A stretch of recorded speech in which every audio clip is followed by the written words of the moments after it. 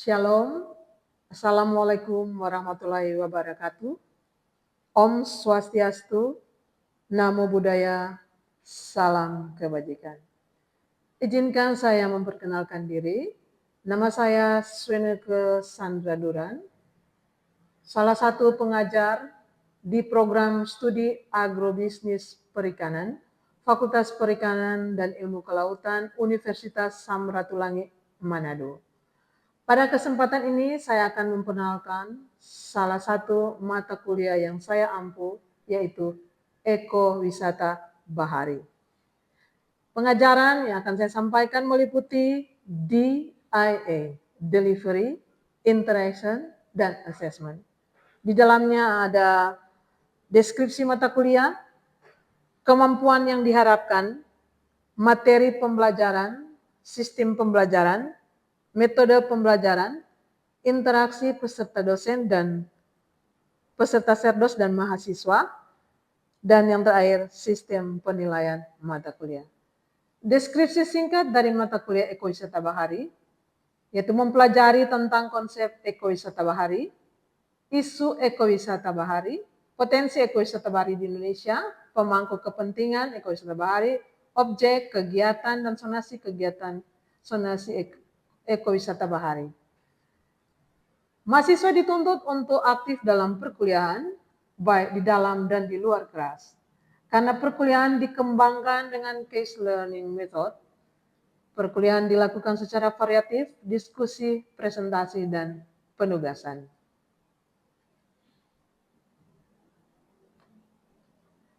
Mata kuliah Ekowisata Bahari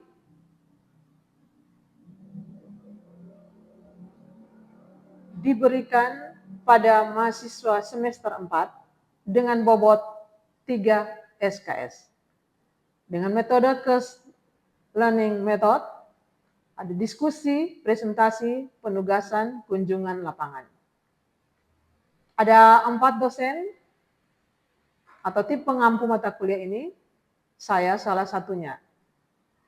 Capaian pembelajaran lulusan atau CPL Prodi Agrobisnis Perikanan 1, menguasai konsep ekowisata berkelanjutan dan isu terkini di kawasan pesisir dan laut.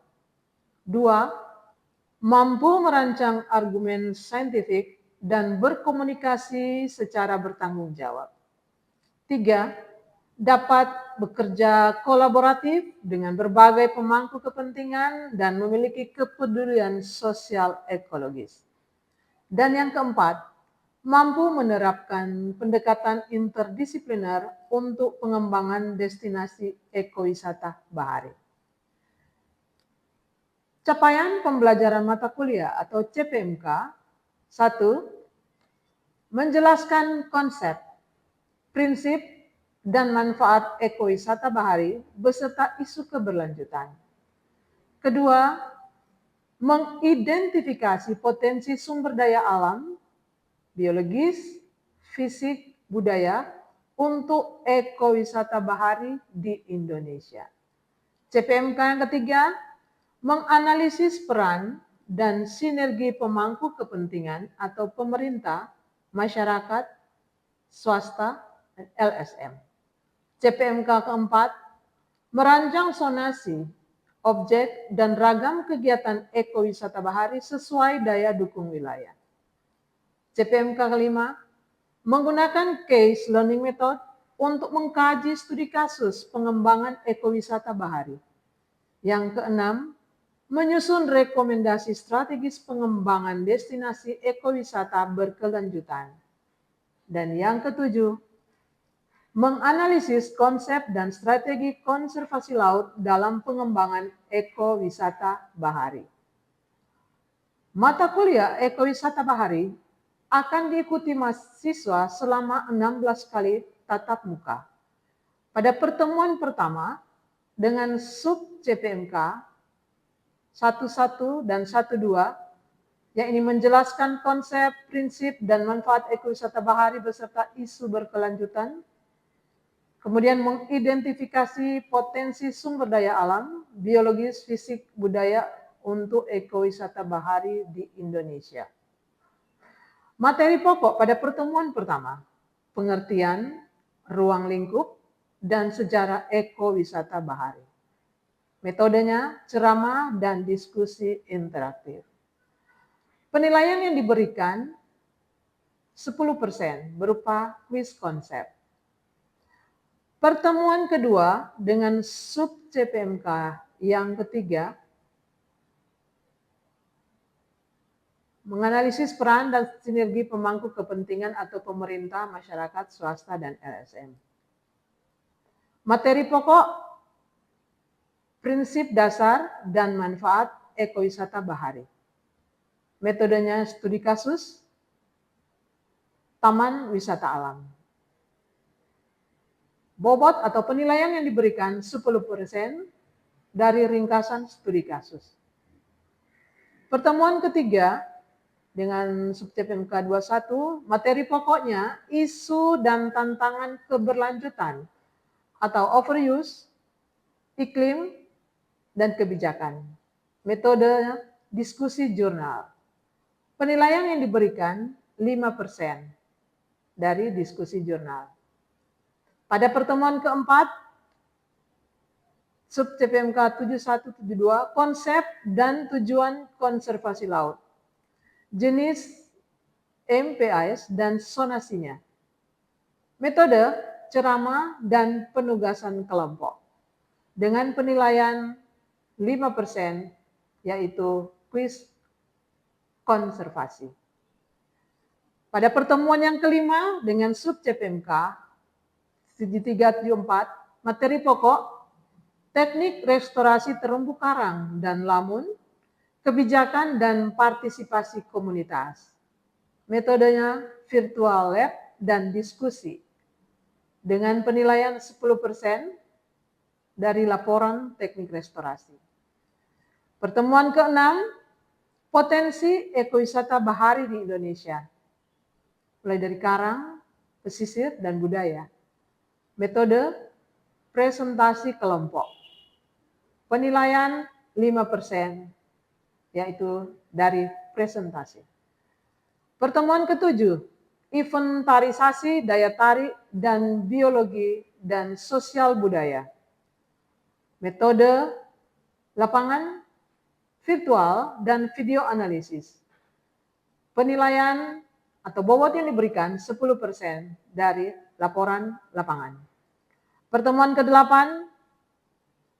dengan sub CPMK 31. Materi yang diberikan pemangku kepentingan, peta, dan peran. Metode FGD dan stakeholder mapping. Penilaian yang diberikan atau bobot 5%, yaitu hasil mapping. Pertemuan ke-9 dengan sub CPMK 32.2, materi yang diberikan sinergi, multi stakeholder, dan model co-management. Metode yang diberikan simulasi dan diskusi. Penilaian laporan simulasi itu 5%. Pada pertemuan ke-10 dilaksanakan ujian tengah semester. Metodenya esai berupa konsep, isu, dan konservasi. Materi yang diberikan dari pertemuan pertama sampai yang ke-9. Penilaian yang diberikan pada UTS adalah 25%. Pertemuan ke-11, sub CPMK 41, materi pokok, objek dan kegiatan, atau snorkeling, diving, sailing, interpretasi. Metode studi kasus Taman Laut Nasional Bunaken. Penilaian proposal mini case 10%. Pertemuan ke-12 dengan sub CPMK 4.2 dengan materi sonasi ekowisata bahari, inti, penyangga, dan wisata. Metode yang diberikan ceramah dan diskusi model sonasi. Penilaian 5% dari kuis sonasi. Pada pertemuan ke-13 dengan sub CPMK 5.1 materi pokok perencanaan destinasi dan strategi pemasaran.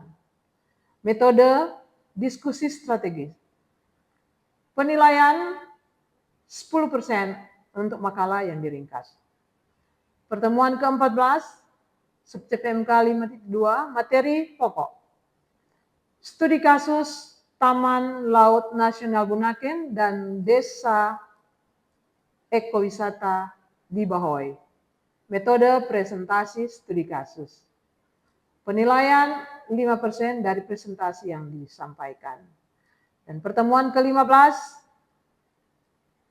sub CPMK 6.1 materi pokok kunjungan lapangan atau analisis potensi berbasis GIS, metode lapangan dan diskusi. Penilaian 10% dari laporan kunjungan.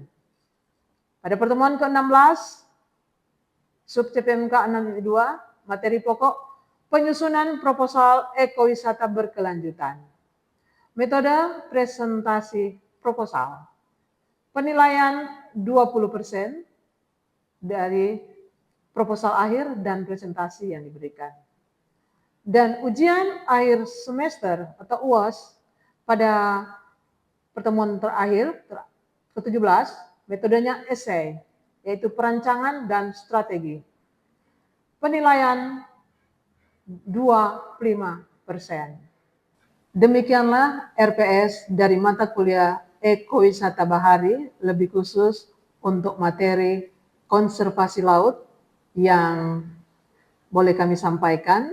Selanjutnya, mari kita saksikan mata kuliah Ekowisata Bahari dengan materi konservasi laut berikut. Baiklah, selamat siang anak-anak. Siap. Bagaimana kabar hari ini? Oke, harapan Encik sehat-sehat ya, agar kalian bisa mengikuti perkuliahan sampai selesai. Dan hari ini kita memasuki pertemuan yang kelima dari mata kuliah Ekowisata Bahari dengan materi konservasi laut. Nah, konsep dari konservasi adalah upaya pelestarian alam, di mana di dalamnya diarahkan perlindungan dan melestarikan, meningkatkan kualitas dan pemanfaatan yang berkelanjutan. Keanekaragaman hayati yang ada di laut itu menjadi satu kekayaan makhluk hidup pada suatu kawasan, baik ekosistemnya, spesies, dan genetik.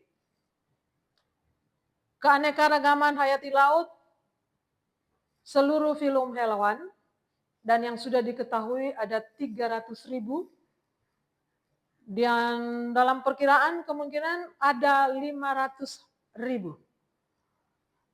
Yang tertinggi pada keanekaragaman ada pada terumbu karang.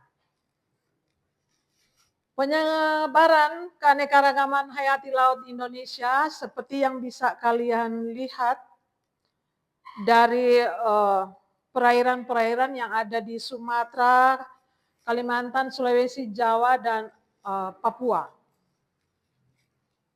Next. Nah, ini adalah sebaran terumbu karang yang warna-warna kuning ini yang ada di laut di atas Sumatera, ini di depan Sumatera. Yang paling banyak ini di perairan Sulawesi, dan ini juga di bagian Filipina, ya paling banyak seperti ini. Di Arafura juga ada. Masalah dalam konservasi laut, yang pertama itu pencemaran. Ketika ada yang membuang sampah, limbah laut, minyak. Selanjutnya penangkapan yang merusak dan berlebih menggunakan alat tangkap yang sudah tidak boleh lagi digunakan. Dan yang berlebih di sini dimaksudkan ketika sudah banyak yang didapat tapi mau ambil-ambil lagi. Selanjutnya kerusakan habitat. Habitat penting, serta menurunnya jenis-jenis penting, perubahan iklim dan jenis-jenis yang invasif. Nah, sumber masalah. Konsumsi yang berlebih. Konsumsi yang berlebih ketika pada suatu waktu ada begitu banyak yang ingin mengonsumsi contoh ikan pada waktu itu sehingga membuat nelayan akan mencari mendapatkan ikan. Padahal ada ikan-ikan tersebut belum boleh ditangkap atau diambil. Metode merusak, contoh jaring yang ditebarkan sini bisa saja di sekitar situ ada karang-karang. Itu pasti bisa merusak. Dan juga kalau pakai bom, ya. Dan sumber masalah yang ketiga adalah populasi penduduk tinggi yang pasti meningkatkan kebutuhan makan, terlebih khusus makan ikan. Slide berikut adalah tangkapan ikan dunia. Ini berdasarkan KKP, stok perikanan Indonesia menipis dan hampir kolaps. Pada tahun 1950 peningkatannya cukup signifikan sampai mendekati tahun 2000. Ini adalah beberapa jenis alat tangkap seperti dalam slide ini, fish farming in cage, troll fishing, spotter airplane. Jadi pesawat ini bisa memberikan data ada kumpulan ikan di tempat tertentu. Dan ini dalam satu kapal ada alat sonar pulse fishing, jadi dia bisa mendeteksi di tempat tertentu ada banyak ikan, dan ada troll trap atau troll lines. Jadi pukat yang bisa mengambil ikan yang banyak. Ada fishing school, terus ini ada long line fishing, dan ini adalah deep sea aquaculture atau jaring tangkap di laut dalam. Ya, seperti itu. Dan yang ini adalah drift net fishing atau float buoy, seperti yang ada dalam gambar.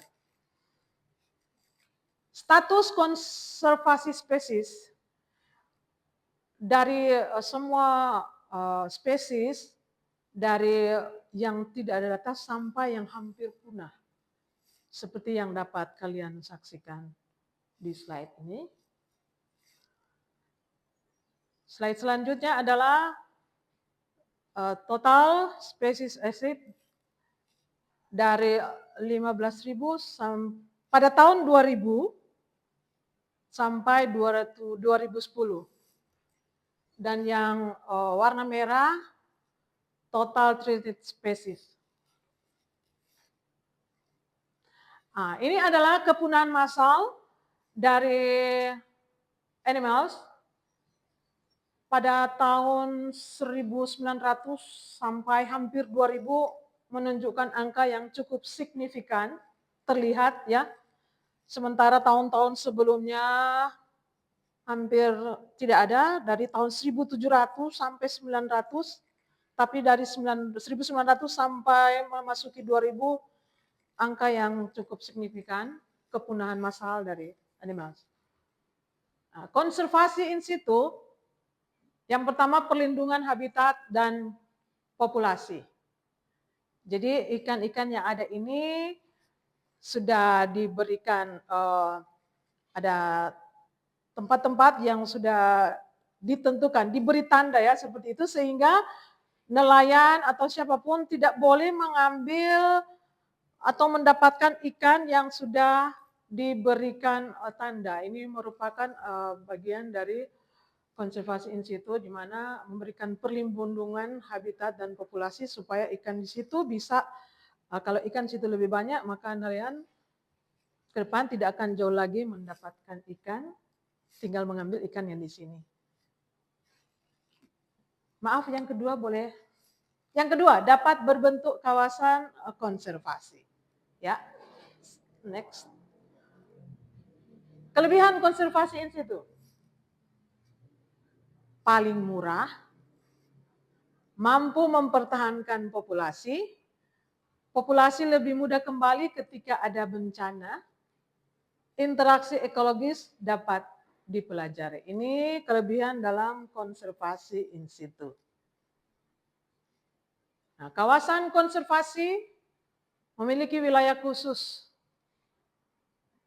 untuk konservasi, kedua refugia, melimpahkan larva dan ikan, dan ini ditetapkan berdasarkan kriteria dari aspek ekologis, sosial ekonomi, kondisi regional, dan pertimbangan pragmatis.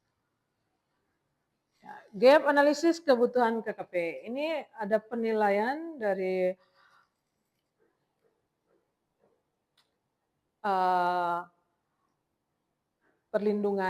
kawasan perlindungan laut, ya. Ini ada gambar-gambar seperti bintang-bintang. Ini warna bintang yang merah menunjukkan kebutuhan yang tinggi, ya, kebutuhan yang tinggi, dan ini ada di perairan Maluku, ya. Ini warna merah, dan kalau mau ikut ranking yang paling banyak itu warna merah, kemudian orange yang ada di perairan di atas Sulawesi dan juga di Sumatera, kemudian yang kuning dan hijau. Nah, berikut adalah luas kawasan konservasi perairan laut di Indonesia. Sesuai data yang ada, pada target 2010, target ya 10 juta, tercapai 13 juta, 9 juta hektar. Nah, target 2014, 15 juta, 5 juta hektar, targetnya di tahun 2020, 20 juta hektar. Ya, data yang ada di kawasan konservasi yang dari inisiasi Kementerian Kehutanan, jumlah kawasan keseluruhan 32, luas hektar ada 4.694.000 sekian. Ya, dapat dilihat, jadi dari inisiasi Kementerian Kehutanan, Taman Nasional Laut, Taman Wisata Alam Laut, Suaka Marga Satwa Laut, Cagar Alam Laut.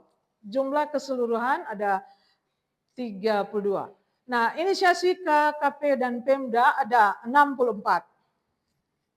Taman Nasional Perairan, 1 kawasan, Suaka Alam Perairan 3 kawasan, Taman Wisata Perairan 6, dan kawasan konservasi perairan daerah 54. Total dari inisiasi Kementerian Kehutanan dan inisiasi KKP dan Pemda ada 96 kawasan yang ada di Indonesia.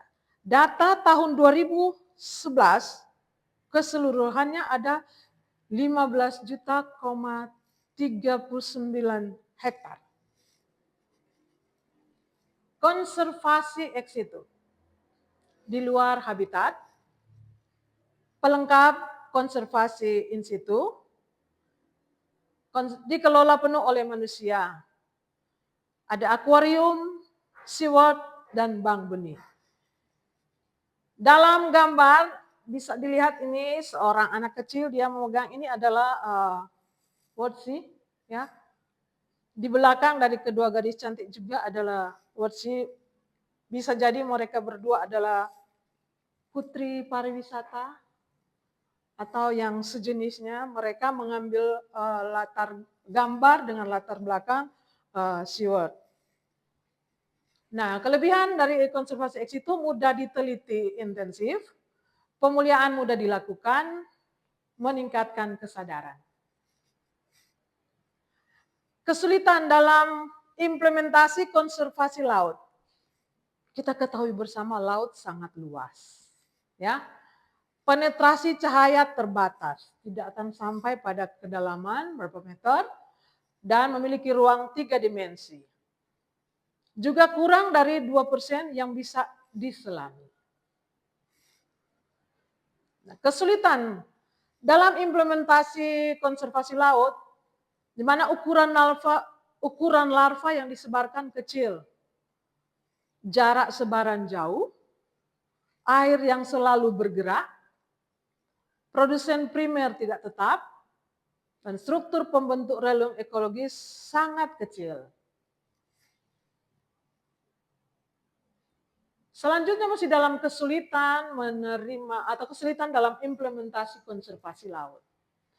Di mana menerima sampah dari darat. Ya, sampah dari darat yang tidak sengaja atau mungkin sengaja dibuang ke laut. Daur ulang nutrisi lebih lambat, konservasi ex situ sulit, akses terbuka, dan perlindungan hukum lemah. Pengelolaan sumber daya laut, yang pertama dikelola oleh masyarakat.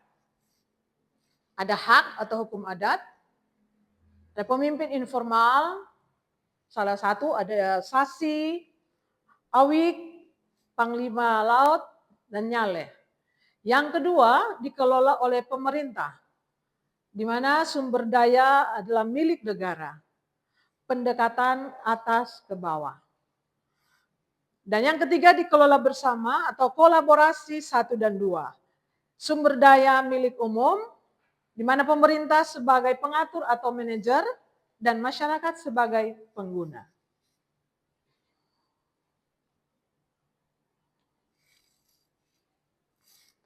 Baiklah, demikian materi yang dapat Encik sampaikan dari konservasi laut pada hari ini. Bila ada yang akan bertanya dari materi yang Encik sampaikan, disilahkan. Silahkan adik-adik. Esra mungkin akan bertanya, Esra. Baik, terima kasih atas kesempatan yang diberikan. Saya ingin bertanya mengenai GAP tadi. Oh, kawasan perlindungan laut. Ya. Oh ya, baiklah.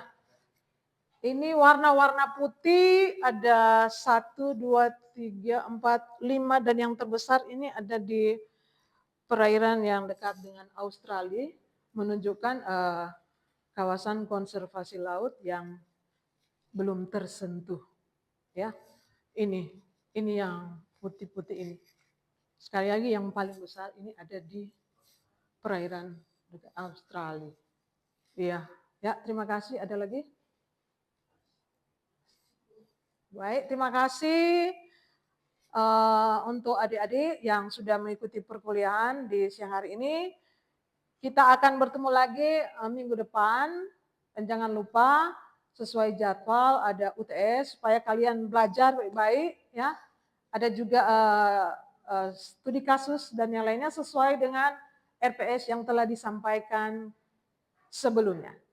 Sekali lagi selamat siang.